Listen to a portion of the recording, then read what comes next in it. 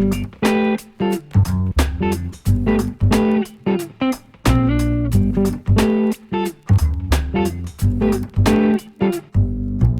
Klein, a writer, social activist, speaker, and young professor with Simon Fraser University's Urban Study Program. You served over 20 years as the founding director in British Columbia of the Canadian Policy Alternatives, a public policy research institute committed to social, economic, and environmental justice. You also served and created numerous justice coalitions and campaigns, and at one point listed by Vancouver Magazine as one of the 50 most powerful people in the city. And apparently, Homemakers Magazine among the 60 men we love. Love that.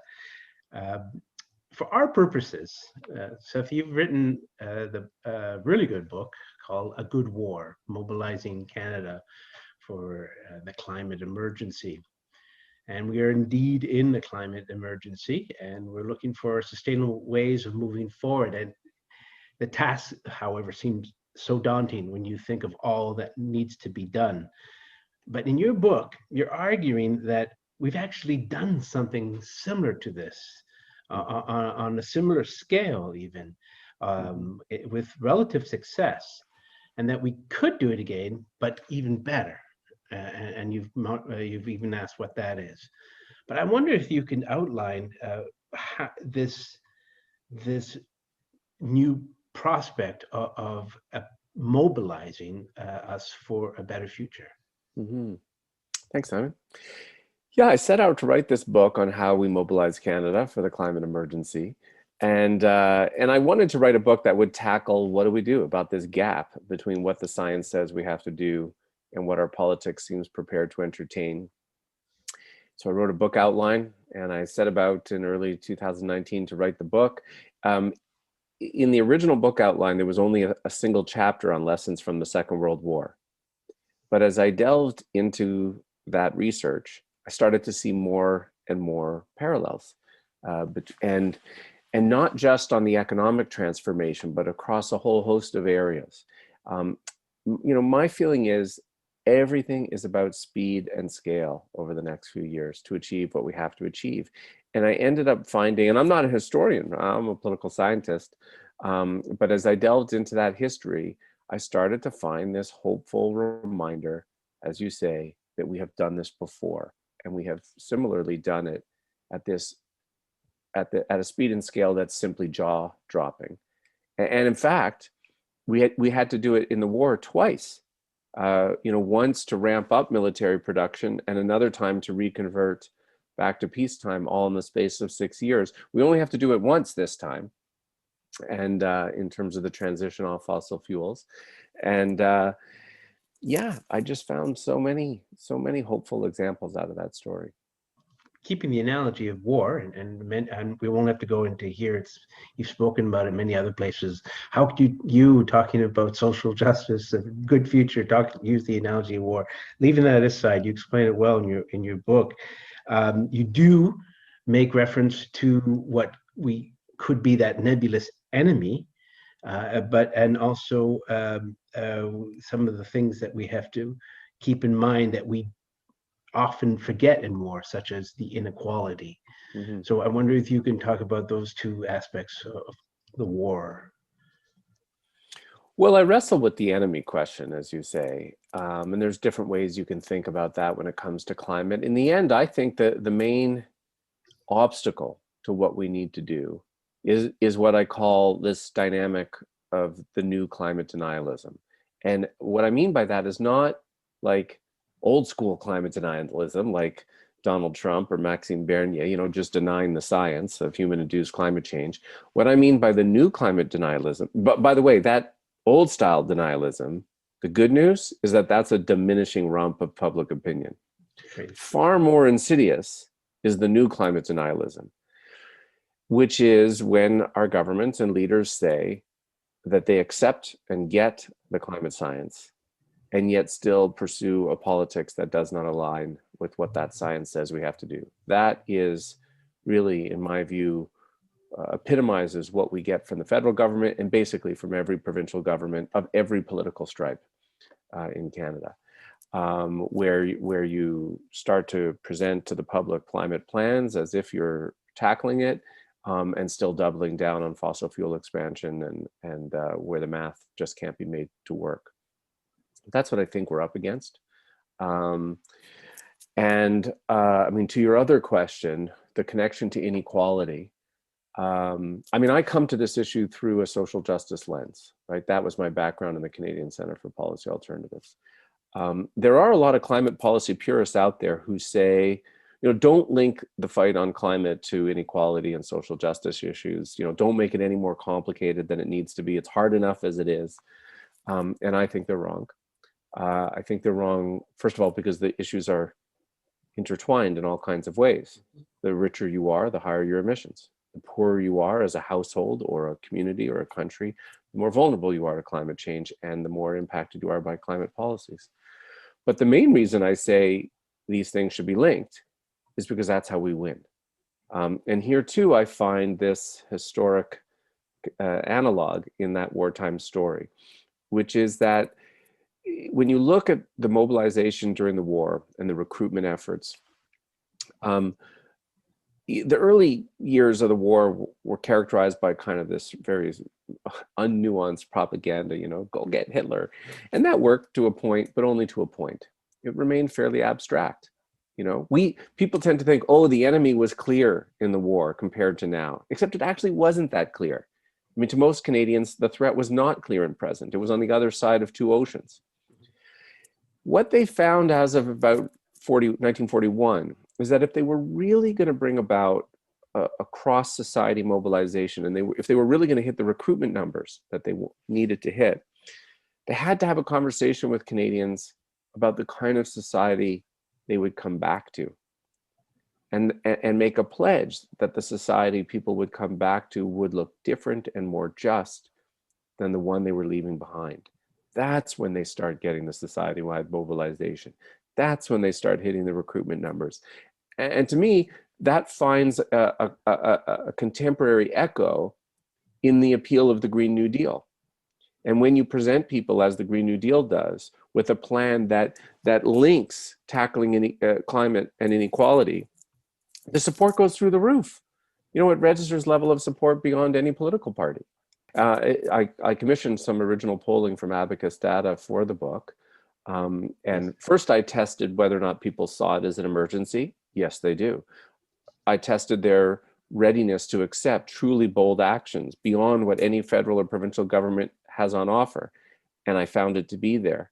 But then when I additionally tested what happens to support for those bold climate actions if you link it to increasing taxes on the wealthy and corporations, increasing income transfers to low and modest income people, offering a good jobs guarantee to fossil fuel workers, all of those things lead to substantial jumps in the level of support for that bold climate action.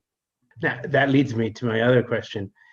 In all these campaigns, even the mobilization during World War II, there were very formidable roadblocks and hindrances. And I'd like to bring the ones that are around today. You do talk about neoliberalism. You brush upon the idea of capitalism.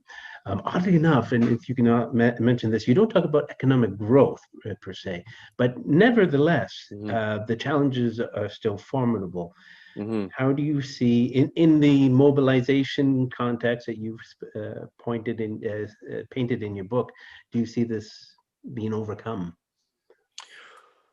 Yeah, so I don't talk about economic growth per se. I do think we need to tackle inequality and overconsumption, and I am recommending things that will diminish the disposable income of those who are over-consuming in our society. I don't take it to growth because my actual feeling is that the task over the next couple decades is so great in terms of transitioning our economy and society off fossil fuels that I suspect it will be positive in growth terms, in conventional growth terms. And so I don't want to get too distracted by that. But the nature of that growth will change substantially. And I think embedded in the Green New Deal is this idea of a rebalancing of what are the things we pay for on our own and what are the things that we do together. And it's saying, you know, all the anxiety people feel about their kids' post-secondary education costs and their childcare costs and their parents' elder care costs and their pension, you know, needs. It's saying to all of those people, chill out. We're going to do those things together. I do talk about neoliberalism because I do feel like that is a core barrier. And the reason is this. Um, you know, I lay out all of these things that I think need to be part of the climate mobilization. And the key markers that I talk about are spending what it takes to win, creating new economic institutions like new crown corporations to get the job done, moving from voluntary and incentive-based policies to mandatory measures using the regulatory power of the state to get the job done. And when you stand back and you say, well, why aren't our governments spending enough? Why aren't they creating new crown corps? Why aren't they using the regulatory power of the state? That is the legacy of 40 years of neoliberalism that has told governments, again, of all political stripes and political parties, that these things aren't allowed. Now, interestingly, in the pandemic, a lot of that has been tossed out the window, which is in some odd ways a potentially hopeful outcome out of this. But the most insidious legacy of neoliberalism, of the 40 years of the dominance of neoliberalism, isn't, you know, it's not the spending cuts or the tax cuts or the privatization or deregulation.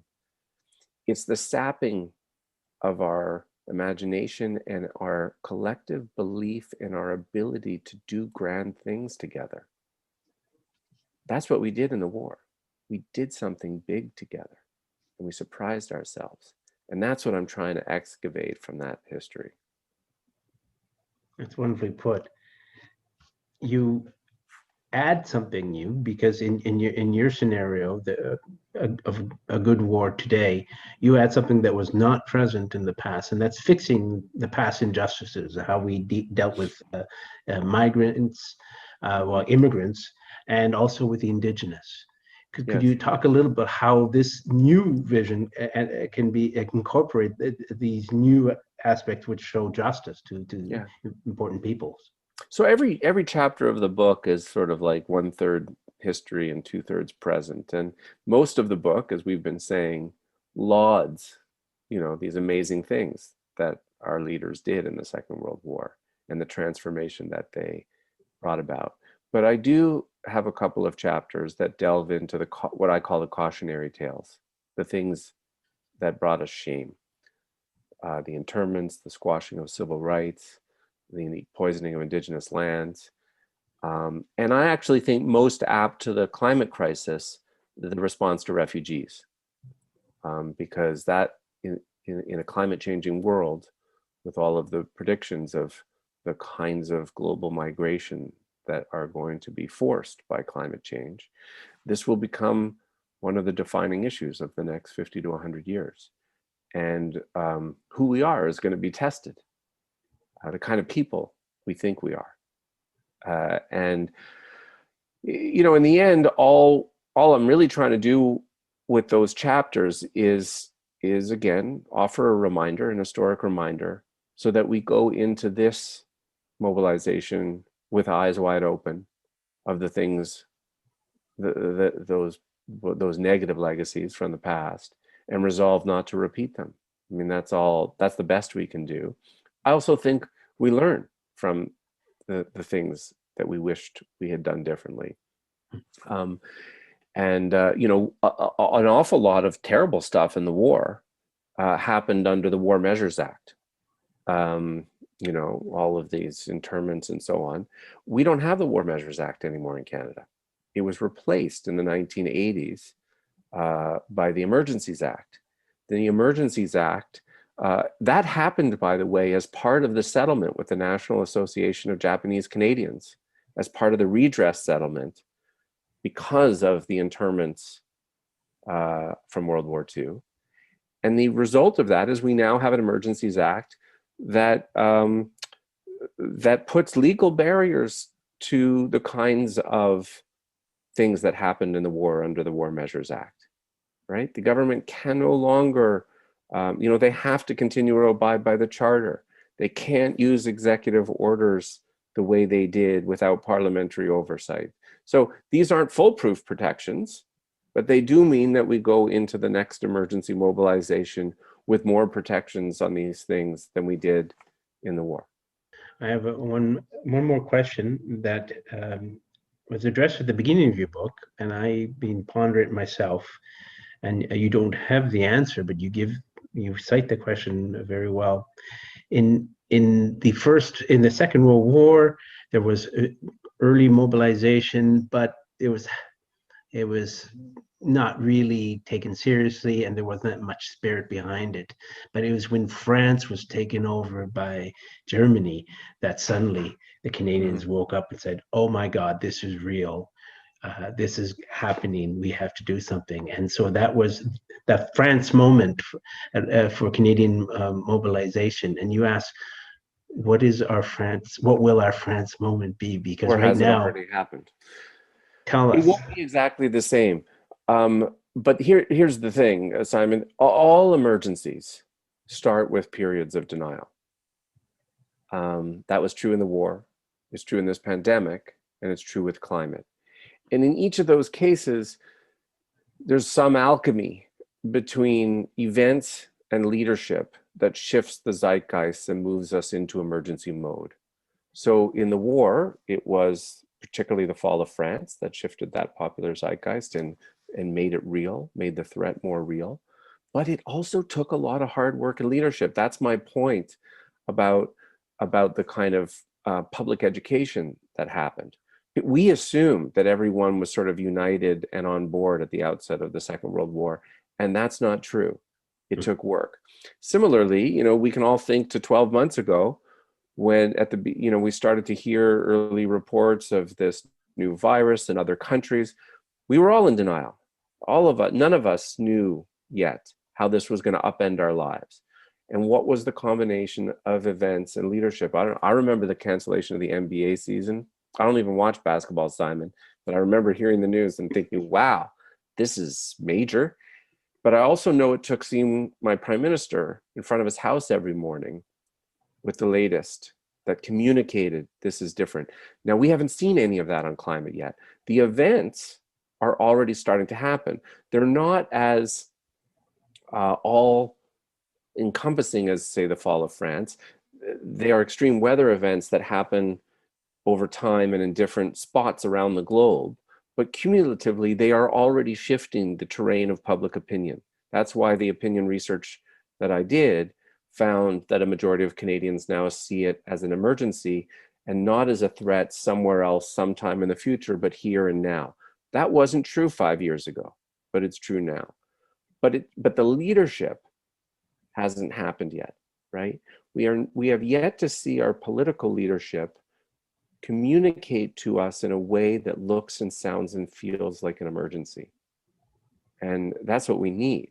And we'll get there. The question is, will we get there in time? And you asked before we started recording, what's the hope out of the book? Here's the thing. The hope question is a very loaded one. And I'm trying hard not to be Pollyanna about it. Are we going to do what we need to do in time? I don't know.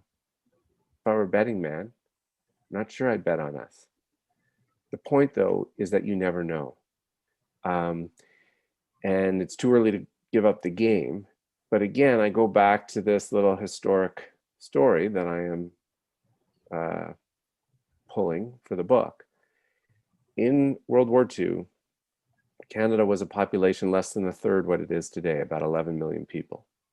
From that 11 million, over 1 million enlisted. That is an extraordinary figure, isn't it? But you know what they didn't know, Simon? They didn't know if they would win, right? We forget that there was an early part, at least the first few years, where the outcome was very much an open question. We know how the story ends, so we forget that they didn't. Wow. And they did what they had to do anyway. And that has to be enough for now.